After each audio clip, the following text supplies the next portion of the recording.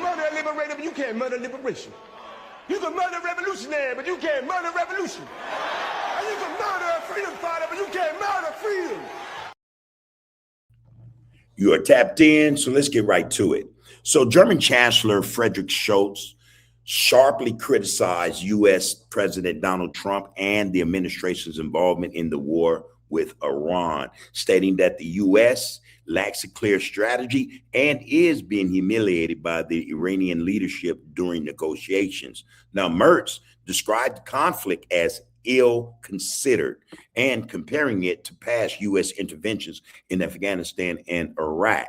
Now, the key points from Merz's criticism or those remarks are the lack of strategy is one, humiliation in negotiations is another, the economic impact that Germany is suffering as a result of it, the rejection of NATO involvement also are the key points in terms of what Merz went to Washington to talk about. It could be said easily that the EU, for one, and NATO or NATO allies, they see this as an unnecessary war, a war that should have never happened to begin with, because Iran was not in the process of weaponizing uranium. They were not trying to manufacture uranium to the point where it became weaponized, to put it on a warhead to shoot at Israel, the United States, or anyone else. This is what the West is saying specifically. That's what they're saying. Hey, man, there was no reason to do any of this, you know. But they also know, as well as others, especially us here in the United States, we realize that this is not a war that the United States actually had on the table to do because they thought it was totally necessary because Iran was a week away, a day away, a month away, or years away from having a nuclear weapon. No, this war took place because of the prodding and the coercion of the Israeli regime. This war is done for them, for their benefit. And that benefit is to get rid of Iran. You get rid of Iran, then they can run roughshod over the whole region, which brings to mind, or one could consider the Israeli plan or protocol called the Greater Israel Plan. That's, you know, what a lot of people are thinking this whole thing is really about. To get rid of Iran, Israel then can have hegemony over the whole area without resistance or without someone fighting back. That's what this all boils down to, and America is well aware of that. And this is why it's being said America is helping Israel so that they can take over the region. All right. Now, what does that encompass? You take over the region, you run roughshod, you are the superpower in the region, then that means then you begin to control the resources in the region as well. All right. You send your spies, you send Mossad in there, and they infiltrate governments. And before you know it, everybody is bowing to the Israeli regime. Now, United States, though, well, the citizens at the very least, think that all this is a mistake. If Israel has a problem over there, then Israel should be able to deal with that problem. They receive billions in military aid from the United States, the citizens' taxes, or they get tax dollars to wage war on Gaza, the Palestinians, Lebanon, Hezbollah, Hamas, whoever. And they are able, you know, to continue to get this money just based on the lobbies that exist in the U.S. government. These lobbies, they put forth propaganda and narratives to get politicians to pass through bills or amendments or, you know, those types of things that will guarantee that Israel gets this financial support to wage war. The American people are not feeling that, you know, and, you know, that's an understatement, to say the least. In any respect, though, the EU, NATO, though, more specifically, is saying, hey, wait a minute, this thing does not make sense. And so therefore, we don't want to be a part of it. Donald Trump, in his anger, he has lashed out at the UK, Italy, France, and Germany, amongst others, and have said, okay, you know what? We'll remember this. We'll remember this. And as a matter of fact, we don't need you anyway. You know, we already won. Well, if that's the case, why are you still campaigning to get them to come in to help you or join in a war that you said you've already won? This is also what a lot of NATO allies and, Western countries are saying. Wait a minute, if you won and you're proclaiming victory, then why is all this bullying? Why are you guys trying to, force us to get involved in a war we don't see as an issue or has anything to do with us? You went into the war without letting us know you were going to do it in the first place. That's their attitude. And you got to kind of understand it. Now, again, there's that lack of strategy. So you got this war going on, U.S. How are you going to get out of the war? So this is their thinking, like, hey, man, we get involved in this thing with you guys. How do we get out of it? It's a quagmire. Again, you end up stuck in a forever war. Afghanistan, 20 years. Now, couple that with the humiliation in negotiations. No matter what Trump says, I don't think too many people are believing him. Maybe those who have a lot of money, he's able to contact and say, hey, I'm going to do this and I need you guys to follow me, especially in the stock market. Let's manipulate the market. I'll say this, that, and the third, and you guys back it. You get media, media corporations who are his buddies, the super rich. I'm going to say this, and I need you guys to push this narrative, push this propaganda, help me paint this picture that doesn't really exist yet. That's what's taking place. However, Iran is, and most people will say this, attest to this, humiliating the U.S. government in terms of the negotiations. Iran has made it clear that the officials, the Iranian officials, they're skilled in what they're going to do or what they're doing in terms of these negotiations. And it's gotten so bad where they are now avoiding negotiations with the U.S. government, leaving U.S. officials waiting without results. Now, again, that's just one, that's the second of, let's say, key points in terms of what Chancellor Merz have brought to Donald Trump. The third is the economic impact.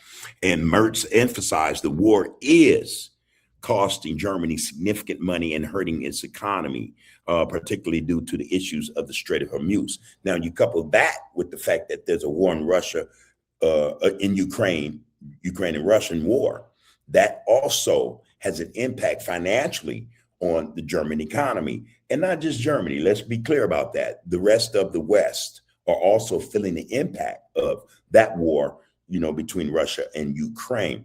Now, for Germany's sake, they are in a bind for real because they once got cheap oil from Russia, not oil, but liquid gas from Russia. Because of the sanctions and everything else going on, they can't get cheap fuel anymore. Also, you have to take into consideration that they probably had business dealings in terms of fuel from Iran. Because of this war in Iran, now they're really in a bind, all right? But again, don't look at it just as Germany in the West or as a part of NATO is the only country that's suffering as a result of this war that Donald Trump initiated with Israel. The rest of the West are also feeling this impact. The EU, as well as NATO alliances of NATO countries or countries aligned with NATO, they're all feeling the impact of this war as well as the war between Russia and Ukraine. But that is, again, just a couple of the issues, key points that Merz, brought before Trump. The other was NATO's rejection of the involvement. And I did mention that, but he insisted that the conflict is not NATO's war. Man, you can't put it any clearer than that, all right?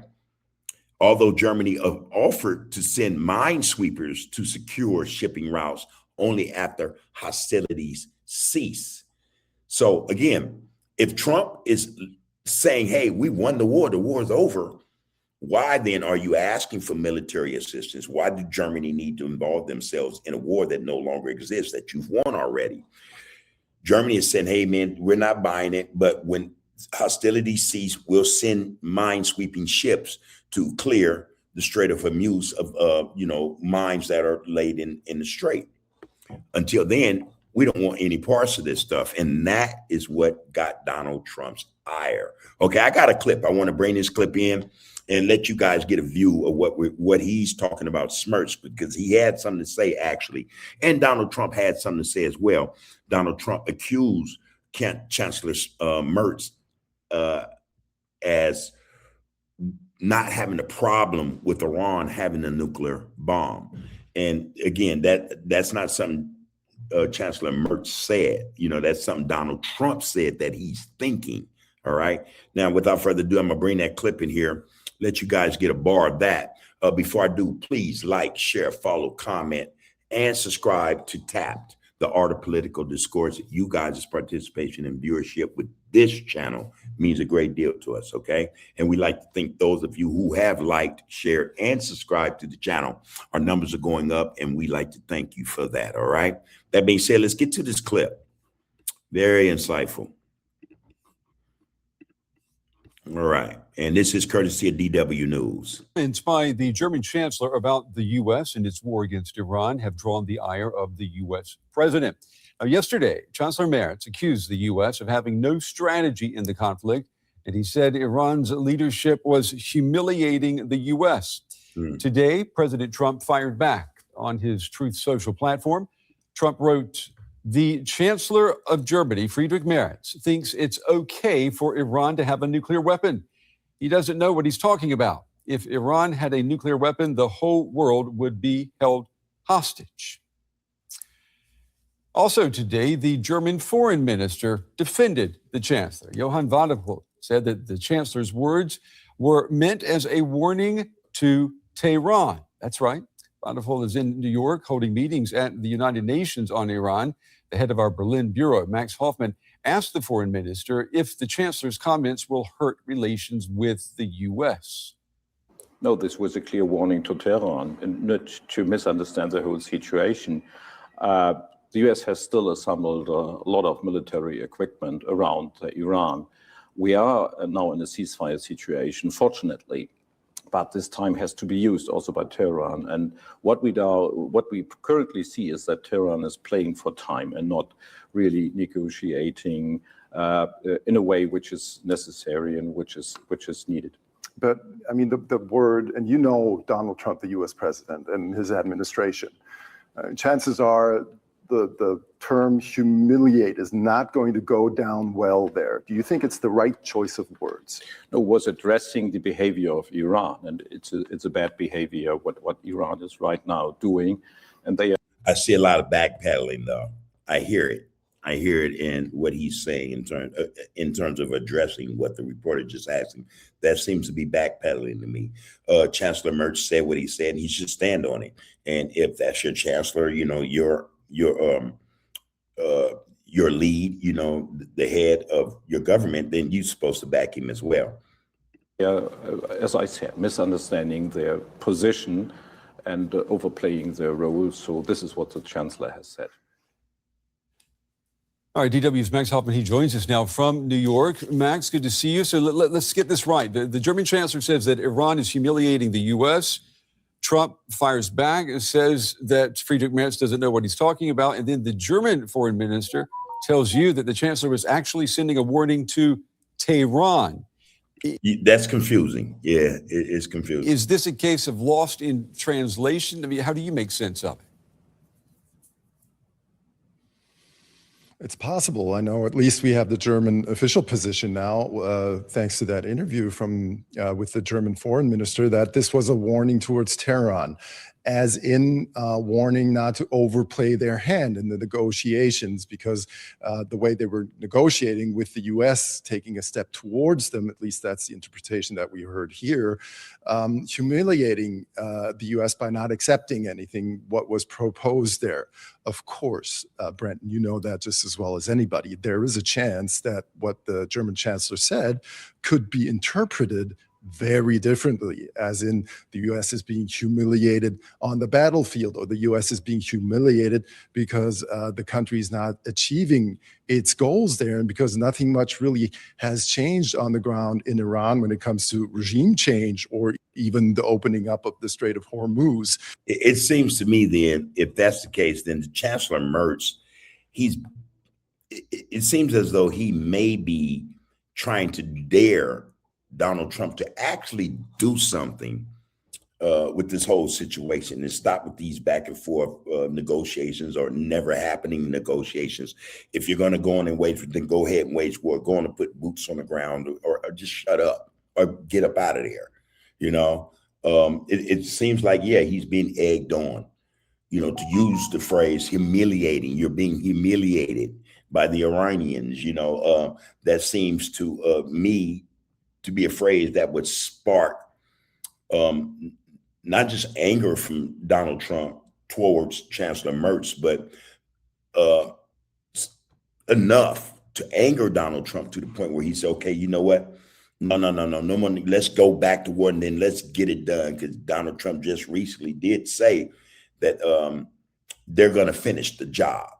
All right. So there's no telling. They have troop deployments. They're building up their military assets in the region. You see all these troops coming in. So something big may be coming. And for Chancellor Merz to say what he said, I think then that's just adding wood to the fire. Maybe that would be spark enough to, kind of egg Donald Trump along. Okay, go on and go with the war, put boots on the ground and quit playing. Let's get this thing over with. That's how I see that. And so really this necessitated, in a way, an explanation from the German government. We got it. The question is, does the U.S. president believe it? Does he take it into account? And to be very clear here, we don't know officially whether the post that you just quoted was related to what the German chancellor said. But at least here in New York, a lot of people think so. And I think it's very clear through that post that the U.S. president feels that the German chancellor is at the very least not in his camp here. Mm-hmm. And also another clarification, Max. Well, that should be hard to discern. Not only is not the German camp on the U.S. side in terms of this war, but most of NATO is not on the side of the U.S. in terms of this war. The EU is not, on the side of the U.S. in this war, and they've said so. Again, Italy, France, the UK, all of them have said, no, this is not our war. So that shouldn't be a hard one to, call. The German chancellor does not really think it's okay for Iran to have a nuclear weapon, does he? I mean, that's what the president is claiming in his social media post today. No, I think we can very clearly say that's not the case. The whole German governing coalition has repeatedly said that Iran should not have a nuclear weapon. So that part of that post is misinformed at the very least. And so a lot of us are beginning to wonder, why not? Why can't Iran have a nuclear weapon or even nuclear capabilities in terms of nuclear power plants, things of that nature, to power, the cities, the lights and things like that? Why not a nuclear weapon for Iran, but nuclear weapons for Israel, the United States, or most Western, nations? Why not one for Iran? The thought, or I think that people are starting to look at it like this. It will be an equalizer. If Iran had a nuclear weapon, most people do not think that they would just shoot this weapon at Israel just because, or the US or any of its allies just because. The prevailing thought is beginning to be this. With Iran having a nuclear weapon, it then becomes an equalizer in the region. That then prevents Israel from running roughshod over the whole region. Now, Israel is in a position to come to the table and negotiate truthfully, righteously and justly, no more just doing what they want to do, bombing nations, killing women and children. With the nuclear armed Iran, that ceases. The terrorist state, the terrorist regime of Israel will have to stop then attacking defenseless, people, women and children, and countries who do not have the military arsenal as well as a nuclear weapon that Israel has. With Iran having a nuclear weapon, that equalizes the playing field. Therefore, Israel then is more prone to negotiate than to attack somebody because they say, oh, well, they're a terrorist. And that's the kettle calling the pot black. Israel to call other countries in the region terrorists when history shows Israel is the largest terrorist, as well as the United States, in the world. In the world. Number one terrorist state in the world. All right. Yeah. Give Iran a nuclear weapon. They should have a nuclear weapon. By them having a nuclear weapon, they end the issues that we see taking place with all these wars that Israel is enacting on defenseless people and countries. Israel has to pause and think twice now. Well, if we attack whoever in the region, Iran will want to defend them, and then we'll be threatened by nuclear warfare. We don't want that. God dang it, now we got to talk to them. We can't just keep running roughshod over them. We can't keep oppressing them. Apartheid goes out the window. That's the equalizer. A lot of people won't see it that way, but that's what it is. And Max, when you take all these things and put them together, I mean, how would you describe then the state of the relationship currently between Berlin and Washington when it comes to the war against Iran? Well, over time, the German government has become more outspoken when it comes to the war in Iran and what the United States and Israel also are doing there. And it varies, depending on who you speak to in Berlin.